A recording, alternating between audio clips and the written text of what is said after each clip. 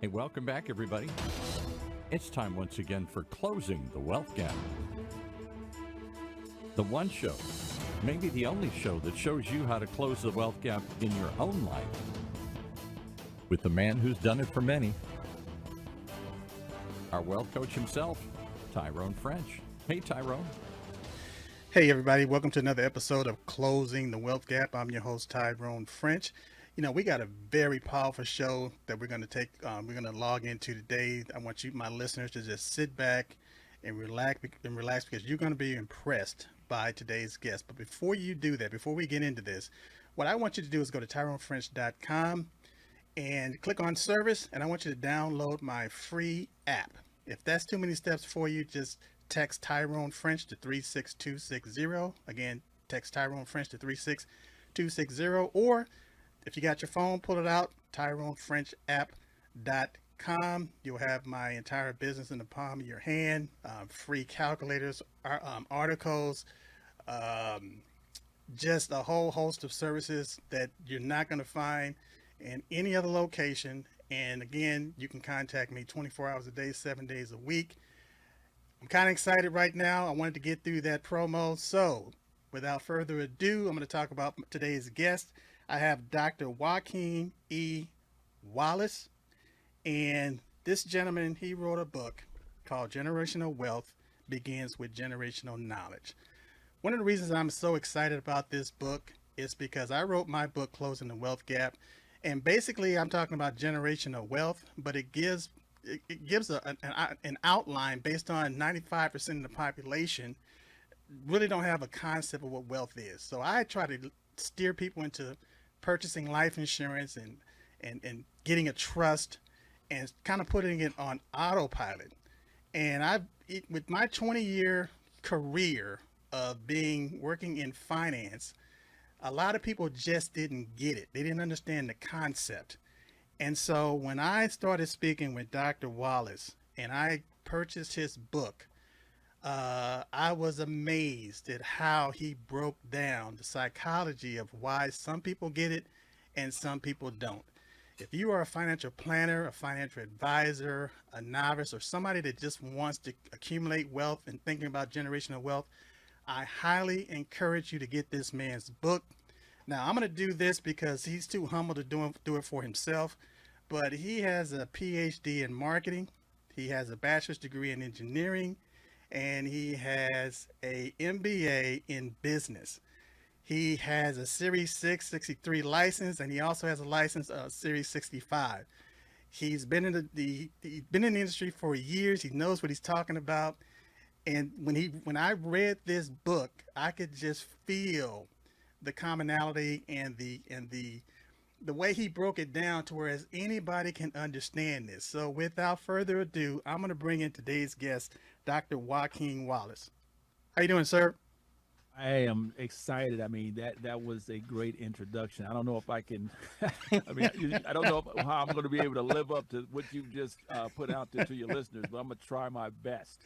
Well, you know, that's just the tip of the iceberg of who you are and your heart and the way you break this down as far as the wisdom and the understanding and the knowledge that people can understand why they may want to do something, but for some reason they can't seem to get in the motion. They can't get it into the activity part.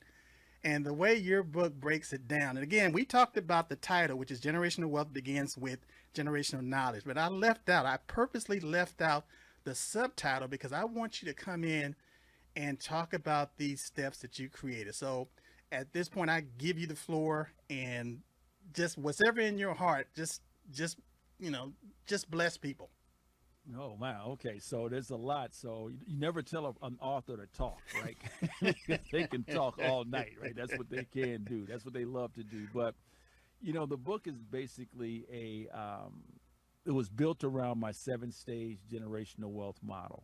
And, I came up with that model in 2022, in fact. Okay. We got a copy written in 2022. And it was a self-reflection and inventory of myself, because I was saying, why is my relationship with money the way it is? Right. And so, coming with the model, it was tweaked, and it takes time to figure it out how you actually want it to look, the icons and things of that nature. But finally, what I was able to nail down how I wanted it, the image of it to look. Okay. And it was again, it was a byproduct of myself, an inventory of my life. But most importantly, it was a continual interview of all of my incumbent and possible clients that I was meeting Okay. in my profession. And one of the things that was synonymous with each of my clients was that their decisions was made, or lack of decisions were made, based upon their relationship with money. Yes. And their relationship with money was a byproduct of what they were taught, right? Yes. And so when you look at the model itself, it's broken down in three phases. You have the past, the present, and the future. Yes. So if we look at the model itself, stage one of the model is our internal and external ecosystem, which looks at walls in and walls out. So my argument is that our relationship with money is a byproduct of everything we've learned inside the walls of our home. Yes. Whether it is learned helplessness, self-sabotage, it could be good, bad, or indifferent. But our first relationship is inside the home. And I firmly believe that those individuals inside the home were your first financial fiduciaries. Their Yes. responsibility is to, be in your best interest in regards to money. But their relationship is a perpetual cycle because it's been handed down to them, unbeknownst to them, for generations. Yes. So you're constantly receiving information, may not be from the most qualified individuals in regards to having the most knowledge, so to speak, but it's just information that's been told. And so that's, go ahead. Yeah, I kind of liken it to if somebody has a pet, and all of a sudden, over a period of time, the pet starts to take over the personality or kind of mimic the personality of the owner. And so, even like husband and wives, when they've been married for so long, they can pretty much finish each other's sentences. And they begin to take on, again, that same structure to whereas if you're in a room and you've never met, let's say you met the husband, never met the wife or vice versa, you can pinpoint in that room without meeting that other person who that mate is. So I came into the same realization when I kind of woke up and I realized that I didn't want to trade time for money. But the thing that I had to overcome, going back to your seven stages, is my past. And I didn't realize that my programming was not allowing me to move forward, even though I wanted to create wealth and income producing assets. And I love my parents. I love, they were great providers, but they could only tell me and teach me based on the level that they were on. And so I had no idea that I had this trauma where it was baked or programmed inside of me that it was kind of like, do you think, money grows on trees? And they're one of their biggest words or phrases was that I can't afford it. I can't afford it. So when you hear that over and over and over again, you begin to think money is tight, money is scarce, it's hard to get. And when you're programmed to say that you can't afford it, you're not going to ask yourself, how can you afford it? You're just going to move on. So when you broke down the past, the present, and the future, what I saw was that a lot of people's past manifest into their present, which guarantees what their future is going to be. Absolutely. And so when you look at, as I said, you have the internal and external ecosystem, walls in. Yes. But then you have to take into account walls out. This is what I see when I walk outside the door. Yes. Most likely that's going to influence a lot of your decisions, what you see, what your community looks like. Yes. So, when you look at it from that perspective, your past is so pivotal in terms of like you said, giving you the blueprint of who you are. And so the second phase, which is still in the past, is your financial genetic code. Your financial genetic code is a byproduct of stage one, inherited financial narratives and encoded financial behaviors. Your inherited financial narratives are the things that you mentioned earlier: scarcity, phrases, things that you see all the time, which you can't do, right? Which is the why. The action is the encoded financial behavior. Yes. So my why, then I have my action. That leads to your financial genetic code, which focuses on both your financial trauma and your anxiety, as you mentioned earlier. We carry so much with us unbeknownst to us. And you have to remember, this information has been given to us without our permission. Yes.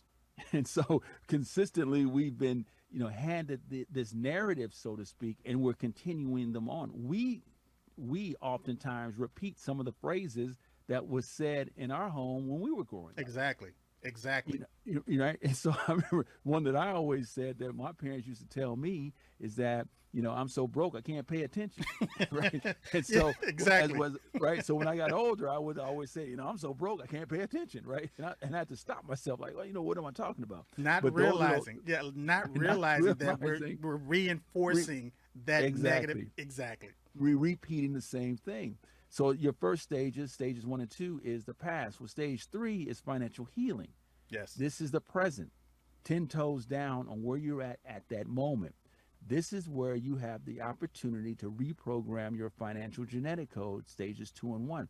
But oftentimes than not, we don't have these conversations, as you know, simply because money is a topic that is not talked about in the homes. That's true. Right? So you carry this in your present day. Stage 4 of the model is financial edification, focusing on financial literacy and inclusion. But here's my argument. Oftentimes what we're hearing, two things from the media that's being pushed, this narrative, is financial literacy and generational wealth.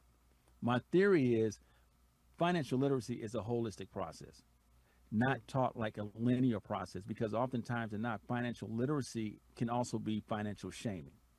That is true. Also, right? So also, though, when I used to meet with a lot of my clients, yes, we can go over your credit scores. I can teach you about budgeting. I can teach you about savings and things of that nature. Well, I tell you what, one of the things that got my attention was when you was talking about the financial genetic code, and going back to just regular genetics. Genetics can be changed. Genetics can be altered. They could be modified. And a lot of people think that, they assume that once they get to a certain station or certain position in life that they can't change. And your book it basically says no, to the contrary. You have to have a system. You have to understand what the programming is, and you literally can reprogram yourself to create wealth and generational wealth. Exactly. And so, as I was saying, when you look at stage 4, we focus on financial literacy. That's what's being taught to us. Yeah. But as I mentioned earlier, it's a holistic process because it's not the same for everybody.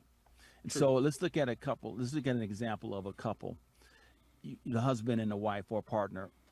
You have two people have come from two different ecosystems. Mm-hmm. We know, based on the evidence, that a large portion of issues within marriage is based upon money.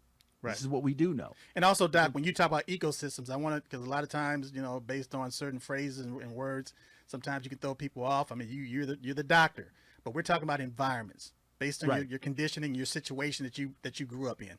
Right. Our internal and external ecosystem, which is stage 1. Yes. And you have two people that come from two different ecosystems. They're going to look at the money from a different lens. Yes.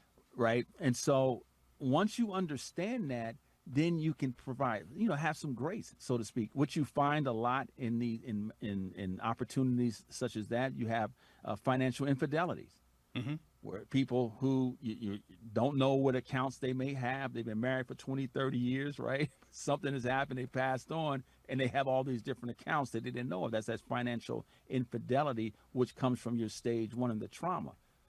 Financial inclusion, though, suggests that you have financial literacy, right? Then you have financial inclusion, which is the financial edification. Inclusion, as you know, as a wealth builder, is so important because these are the activities and avenues that we just don't participate in. Yes. As you mentioned, life insurance. You listen to qualified plans, non-qualified plans, investing, things of that nature, disability insurance.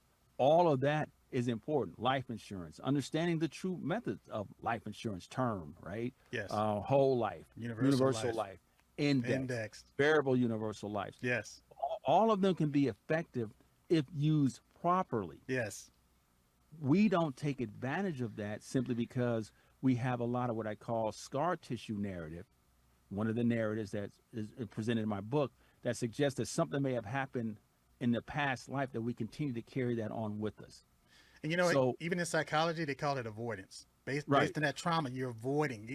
right, You know you need to do it, and right, and you can't even talk yourself or pump yourself up to do it. You're just programmed to avoid, right, avoid. right. And Brad Klontz talked about in terms of money avoidance. So stages 3 and 4 is the present. Stages 5, 6, and 7 is the future. Stage 5 is financial well-being, which is where your soft landing is at. Stage 6 is generational knowledge, because I firmly believe that generational wealth is hard to attain without generational knowledge. And we've seen that in the past. Yes. We've seen individuals who have been successfully, who have passed on, who did not transfer their assets the correct way, whether it's life insurance, whether it's irrevocable trust, revocable trust, estate planning, power of attorneys. All of these are so important. Long-term care. This is so important in regards to transferring your wealth. So the question is, when you're talking about why is 10% of your the money that you earned left by your grandchildren? Well, you know about 90% is left by your third generation, right? 90% is lost rather by your third yes. generation. Yeah. Why is that? Because of generational knowledge, Right. not having the right knowledge, the right tools in place that will allow the transfer to happen effectively, which I call creating your financial footprints to move to stage 7, which is generational wealth. The way you broke it down in your book, just based on chapter to chapter, I see the steps. I see the stages based on each particular chapter. And it's a cause and effect relationship based on, like you said, you can't possibly get the generational wealth unless you have that generational knowledge. But sometimes that trauma prevents you from even to get the knowledge. And so when you look at the model, you can go clockwise and you can go counterclockwise, or you can jump back and forth. The key is it's depending on where you're at. That's your present. So as I mentioned, in past, present, and future, you may be in stage 5. That is your current present. Right. But something may happen to trigger you back to your stage 1 or stage 2, to bring up those traumas, those anxieties. You go back to those inherited financial narratives. You may have lost a job, right? That could move you back because, I want to go back to how I was before. And you find that a lot. People are not investing, things of that nature, because I need my money. The money is tight. They may remember the 2008, the market, right? So things happen in place that would take you back. So what the model suggests that it doesn't matter where you're at, you can improve your circumstances, but it's always a fresh start. And Doc, it allows you as a restart. yes, Doc, when I see this model, the first thing I do is I think about the interest of a mall. And when you go to the entrance of the mall, the first thing you see is a directory. And that directory is going to say you are here. And based on where you are, it's going to give you a roadmap. It's based on where you want to get to, where you want to go. And when I see this 7-stage model, you can plug into where you are, but you're not going to be in the past. You're not going to be in the future. You're going to be in the present. And, and based on that present, now based in the compounding effect, you can really understand how to manifest that financial future that you have in your heart, that you desire for yourself and for your kids and for your grandkids. But having that roadmap and having the confidence to step out, to take that first step, not to avoid this, that to me, that is the healing process of this book. Well, and a lot of the reviews that I'm reading on Amazon is saying similar, right? So like therapy the book is therapy, and it's different because every person has a different response. Yes. So the question was asked to me, who did you write the book for? And I wrote it specifically for the 5 financial professionals that are out there and everyone else. And so the 5 financial professionals is the financial educator, the financial therapist, the financial counselor, planner, and advisor. I firmly believe that as a financial professional, oftentimes than not, we transfer our inherited financial narratives and our encoded financial behavior, our financial genetic code to our clients. That's true. And so what I'm finding from the professionals reading the book, they're saying it's a chance for them to do an inventory and reset for themselves to allow them now to meet their clients where they're at. So they're not transferring what they believe is where in terms of where you may think is irrational is rational to that person. But why is it rational to that person? We have to really understand who that person is. And then for the regular person, doesn't matter if you're a thousandaire, millionaire, billionaire. I think at some point, we all had some sort of financial narratives and encoded financial behaviors that we can uncover about ourselves as well too, because again, it allows us to take a hard look at ourselves and determine, how I can better myself. Well, I tell you what you just said. Not only do I agree with it, but when people read this book or other advisors, they say, well, I have this information. I have my own training, and I have my own library. I don't need that particular book, and it may be beneath me, or somebody may think this book is above my pay grade. But I kind of liken it to how Robert Kiyosaki said when as far as trying to get people to save money. And he said, what you need is you need 3 piggy banks, and 1 piggy bank, 2 piggy bank, 3 piggy bank. One can be for savings, one can be for giving, and one can be for savings. And he said, start with just $1, $1 a week. He said everybody can do that, $1 a week. And he said the problem is most people won't because they think it's too simple. It's like, well, I'm past it. I'm above $1. And we say, well, just add a 0. So now make it $10 a week. And if somebody says, well, I'm above that, then just add another 0. Make it, $100 a week, or make it $100 a day, or make it $1,000 a week, or 10,000. So what he was saying is that the principle is the same. It's going to meet you based on the level that you're on. And so again, reading your book, it meets everybody based on the level that they're on. And when you get to the point where you think that you know it all, that's when you kind of really got to step back and think that you really don't know anything. Because the more you realize, the more you know, it's based on education. The more education you have, the more you realize what you don't know, what you don't understand about a subject. Because what's happening is that you're broadening your horizon. And now you're in areas or territory that you hadn't been before. And so that's new terrain. And so for me, the best discovery in the world is self-discovery. The best awareness that you can possibly have is self-awareness. And so if you come with the intent of learning something and learning something new and to broaden your self-awareness, you're not going to have any problem interpreting the information in this book, because it's so well written.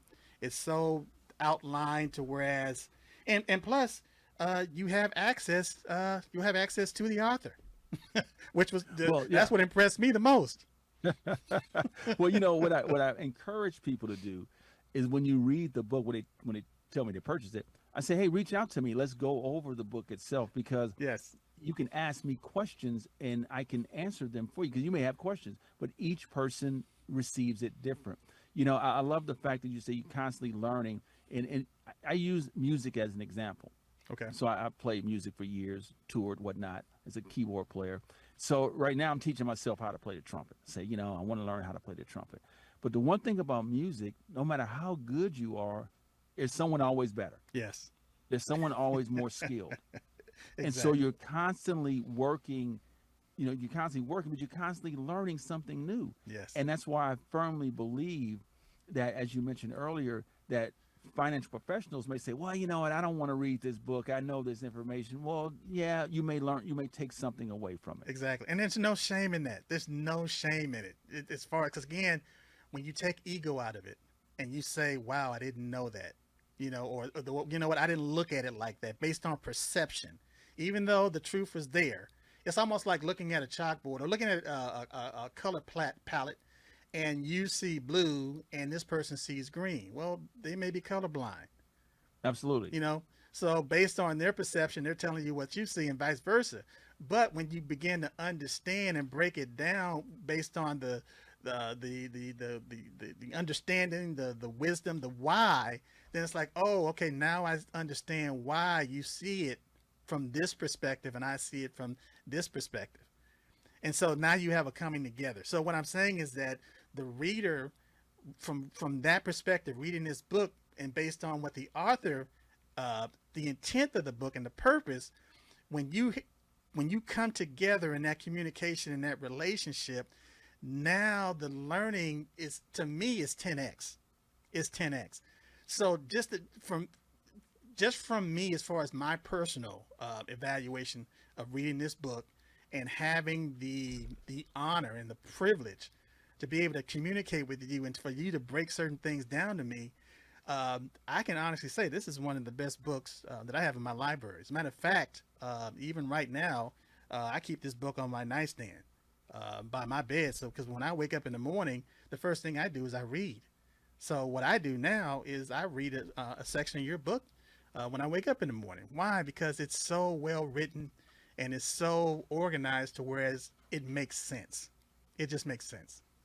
Well, I appreciate that. You know, you always turn to your inherited financial narratives. I think it's on page 82, 83.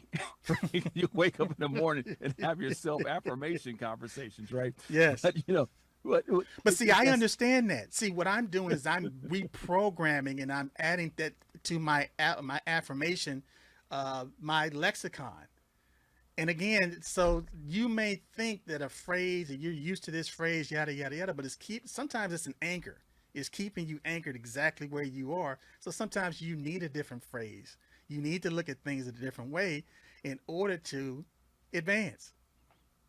Well, you know, and that's interesting because when I wrote the book, it took me a year to write it, for one. Wow. And I really wanted to stay away from a lot of the buzzwords, that's the trendy words that are used today. Right. And that's why I made a conscious effort to create a language that no one has heard before. So when you look at the financial genetic code, you look at inherited financial narratives, encoded financial behaviors, these languages, you know, these phrases you haven't heard before because it sparks a different conversation. It doesn't sound like anything else.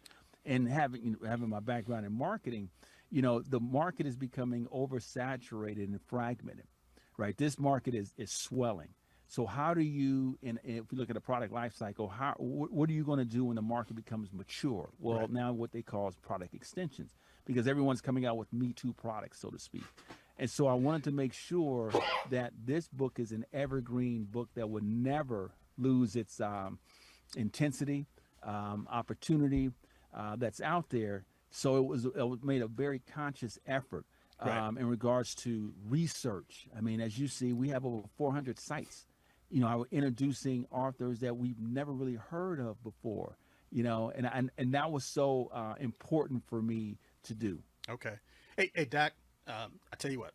You know, I'm so used to calling you Doc, and to me, it doesn't even feel like a podcast. It seems like we're having a conversation. But what I am going to say is, Dr. Wallace, we only got a couple more minutes. What thought would you like to leave with my audience today as far as a takeaway from this book? Being the author and knowing it took a year to put this thing together, but I want you to just come up, just a small synopsis or a summary of what you want my listeners to come away with, and also how can they get in touch with you? First of all, how can they buy the book, and how can they get in touch with you? So let's start with the book. Amazon, go on Amazon and purchase the book. We have 3 versions. We have a Kindle, hard, and soft. Okay. My suggestion is to buy the soft or hard because after each chapter, as you know, there are self-assessments, and you can't use that on the Kindle. So you're able to participate in the self-assessments, which I think is important.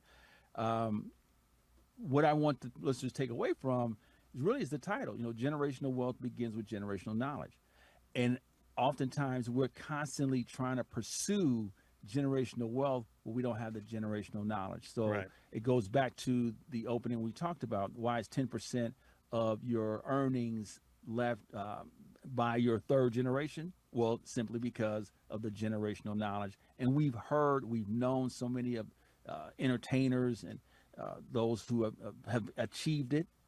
But for the most part, I'm talking about the person that's around the corner, down the street, that we do know that has not been able to transfer their wealth successfully. Right. The only thing I would add to that is not because of their generational knowledge, but it's the lack of that generational knowledge. And I'll go with that as well. Well, we'll tack that on. Well, again, Dr. Wallace, it's been a pleasure having you on the show. I would love to have you come back. Matter of fact, you have an open invitation. I know that you like jazz, and we're down here in Irvine. I know sometimes you go down to the Newport Jazz Festival. So, you have an open invitation. Give me a call, and when you're down in Irvine or Newport Beach, come to the studio, and we'll have lunch. Lunch is on me, and then we'll sit down and do a podcast. And like I said, I just think the information that you have is so relevant for today, and you don't get to the point, and this is just Tyrone French speaking. You never get to a point where you think you know everything. And I would just look at this book as look at it as an investment, and invest a small percentage of your income to get a wealth of knowledge that not only is going to benefit you, but it's going to benefit your kids and your grandkids, and so forth and so on. So again, I applaud you, Dr. Wallace, for writing this book. Again, there's not enough adjectives for me to continue to add to what you've done. But I just hope you continue success, and hopefully you're in a position where you're actually counseling people, because I think as a coach, you hit the nail right on the head. And there's a lot of people out there that call themselves coaches, but you have your thumb on the pulse of people as far as where we are today financially. I thank you for that. Appreciate it. Looking forward to it. Now, also, before we sign off, how can my audience get in touch with you? Well, I'm on LinkedIn as well, so you can just put my name in, Dr. Joaquin Wallace, and add me on LinkedIn. I'm also on social media, Instagram, Dr. J Wallace. I think that's what it is. I have so many social media, but Dr. J Wallace on Instagram as well. But just put my name in Google, and all of my social media does come up. Okay, outstanding. Well, again, until next time, this has been a great show, and always remember that Tyrone French is closing the wealth gap. That's our show for this week. Closing the Wealth Gap. The one show, the only show that shows you how to take control of your financial future. Right here in Orange County's only community radio station, OCTalkRadio.net.